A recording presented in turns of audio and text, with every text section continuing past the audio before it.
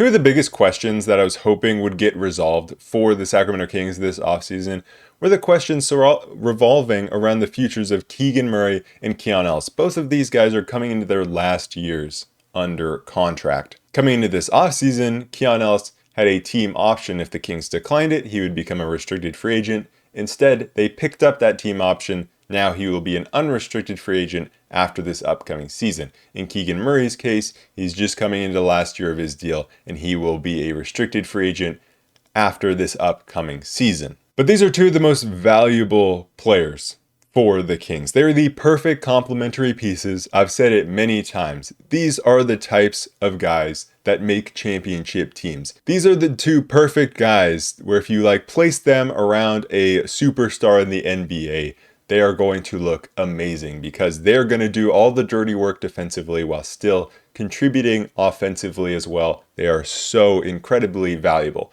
And so that is why it is very important that the Kings lock them up long term. So in the short term, the Kings need to get extensions for these guys. And I wish that they would have been able to lock up both of these guys long term by now. Hopefully in Keegan's case, they can still do it before this season starts. I'm not sure that will happen, but it's still possible that could happen. With Keon, the extension can only come in the middle of next season, so we're going to have to wait for that. These are guys that need to be extended regardless of what the Kings really plan to do long term, regardless of what that long-term trajectory is. These are two guys that need to stick around. They're both only 25 years old. They're both in that 2022 rookie class, not draft class, because, Keon Ellis, undrafted, but in that 2022 rookie class.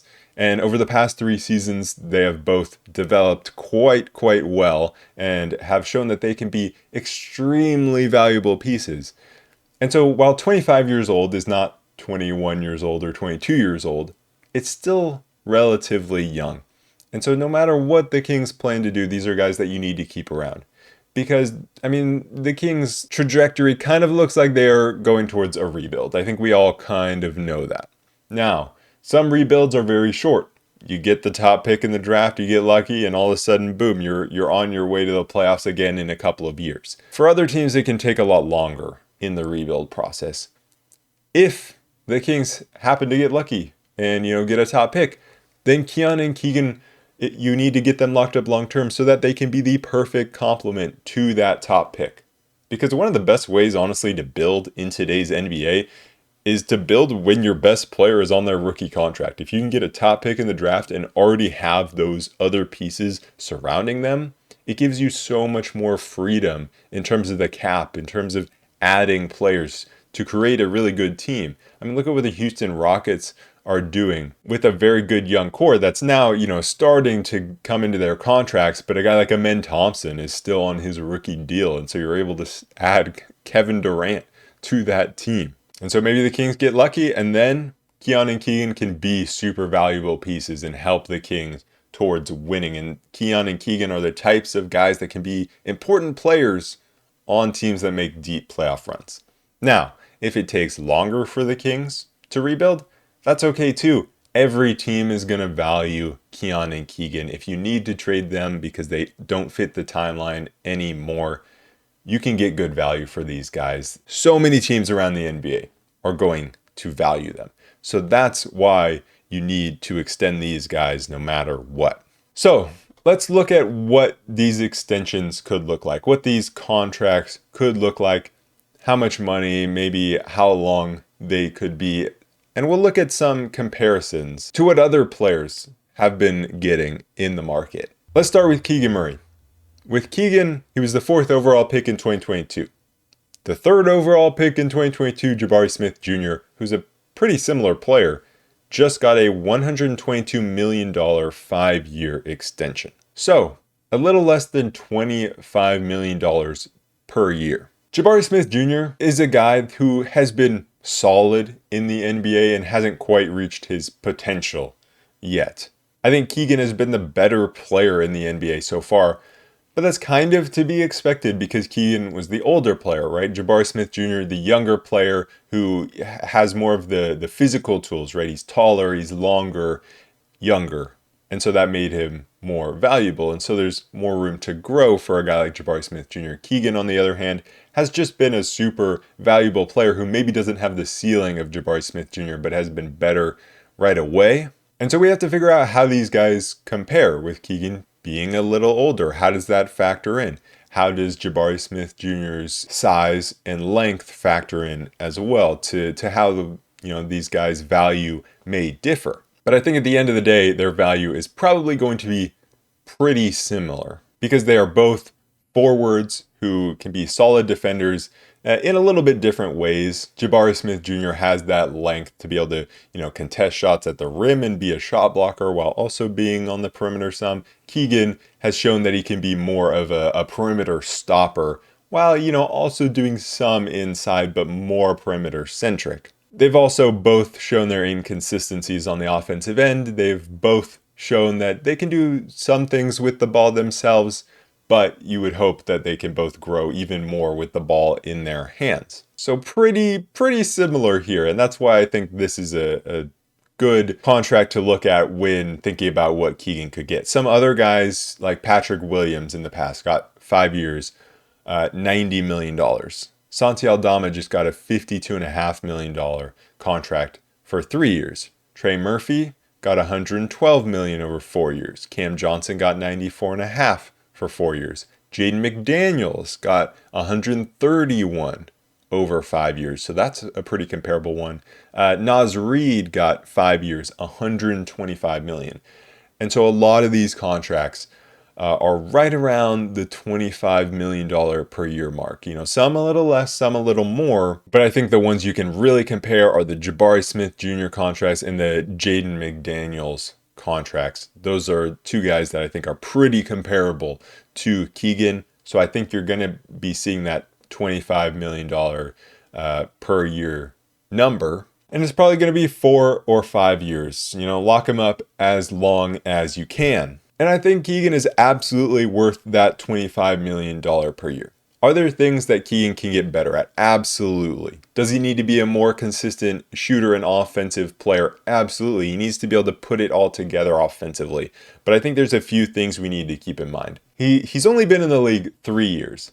The first year was kind of his offensive year. He didn't have to worry about the defensive end as much. He wasn't very good there. It was all about three-point shooting, and he did it very well.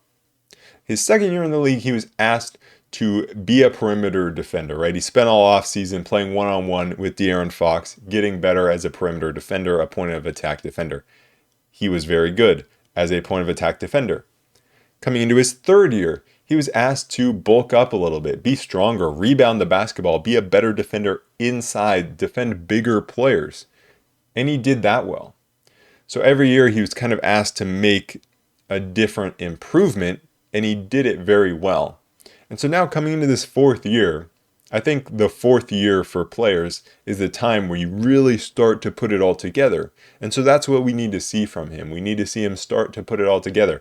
Now, I will say, it's tough for him to be a consistent offensive player because when you look at who the Kings put around him, he's asked to play like 40 minutes a night, chasing around the perimeter while also having to bang with guys inside and guard the other team's best player for like 40 minutes a night, right? It's going to be tough to be a very consistent offensive player when you don't put the ball in his hands and you're asking him to do everything on the defensive end. And so that's why I think if you put better defenders out there with him, like a Keon Ellis more often, I think you're going to see him be a better offensive player. I think he's in for a year where he shoots 38% from three or so, 38, 39. I think he's going to start putting it together offensively because we've seen the improvements. We've seen how he has developed as an on-ball offensive player a bit. And so now I do think this fourth year is where we'll see him kind of put it all together. Even if he doesn't, even if he is just the player that we saw last year, say he makes no more development, I think he can still be a player that's worth $25 million because he is such a valuable defensive player. He can guard pretty much 1 through 5. Obviously, he's not going to be, consistently guarding 5s, but especially 1 through 4. He can guard the other team's best player both on the perimeter and on the wing. The Kings rely on him super heavily on that end. And then he's also a player who's a positive on the offensive end as well.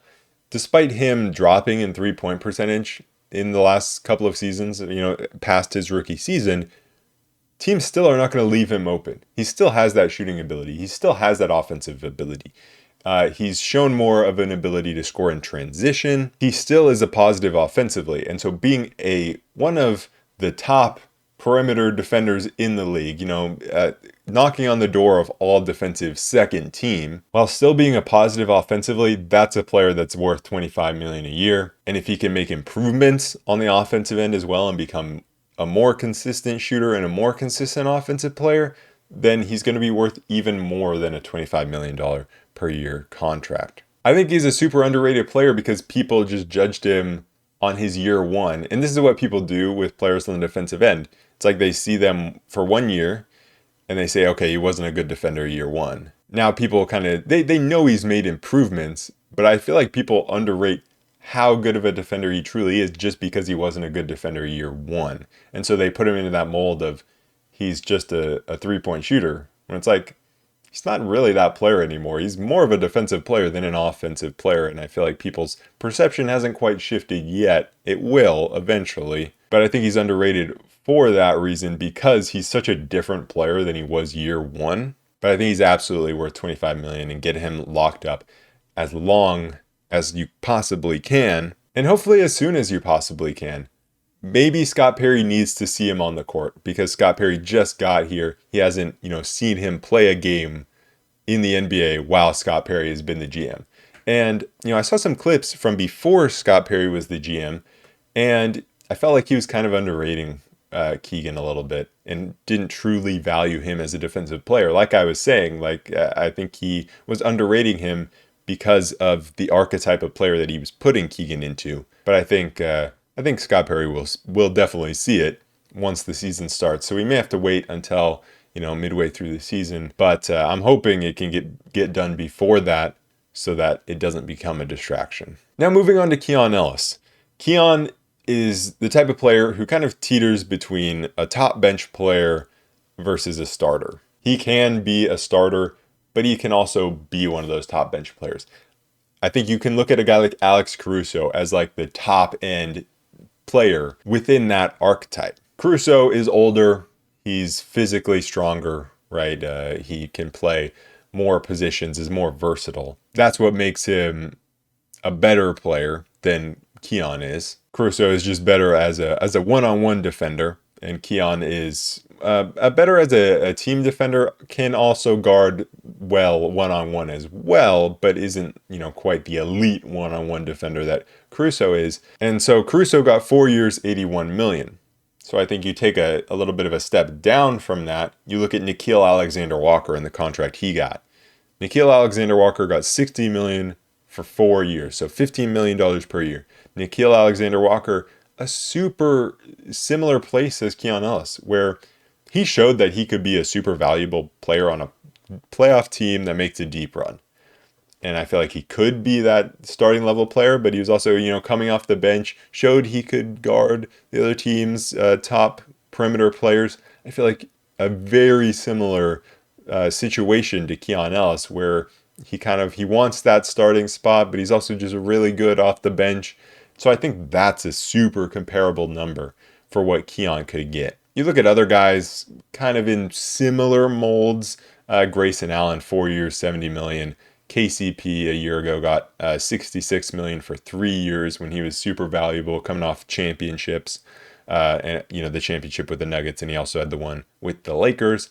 Dorian Finney-Smith just got 4 years, $53 million from the Rockets. Of course, older player and a bigger player, but just that kind of 3-and-D type of wing there. And so I think when you look at Keon, he's very, very good defensively, but he's also kind of limited in some ways and not super versatile because he can only guard the smaller players and isn't a super physical guy, but is such a good defensive playmaker and team defender as well, while also being a very positive contributor on the offensive end, shooting 40+% from three every year, and showing that he has some, on-ball playmaking skills, some mid-range game as well, when the Kings didn't have a point guard last year, at the end of last year, and he had to kind of step into that role a little bit. He showed some of that development on the offensive end, and so That makes him super valuable as a two-way player. 15 million per year, I think, is a really good number for a player who can be a bench player, can be a starter, kind of that in between.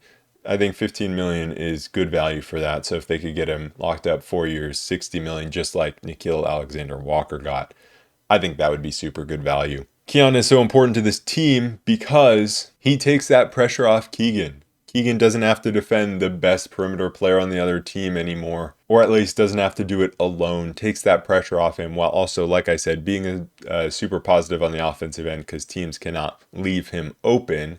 And I feel like teams leave him open a lot.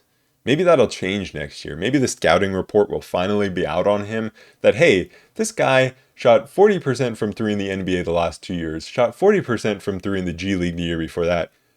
Maybe we should start guarding him.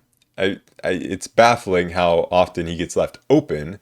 So maybe the scouting report will be out and those numbers will come down, but that will only help other players on the Kings because it's going to create more space on the offensive end. Now, Keon becomes extension eligible on February 9th, which is 3 days after the NBA trade deadline, which I believe is on the 6th, if I have that correct. And so it's going to be interesting to see what the Kings do at the trade deadline. Do they get off some money? Get off maybe some of the guards, the logjam of guards? Does Keon step into a more prominent role? Hopefully he has a prominent role from the start of the season, but, with all the guards, you never know. And so maybe it takes the trade deadline to have him step into a prominent role. Could it be even a starting role? Probably not, but you never know, especially with injuries. And so maybe the Kings create some flexibility, get off some contracts, and they're able to then extend him after the trade deadline on that February 9th date. So that's kind of the date to watch for him. But anyways, that is pretty much it for this episode of the Roll Report. The Kings, they got to lock these guys up. They're so valuable. They're so fun to watch. So hopefully they are able to get that done. So let me know, what type of contracts do you think these guys are looking at? What are they going to get? Give me your predictions in the comments down below, and I will see you guys in the next one. Peace.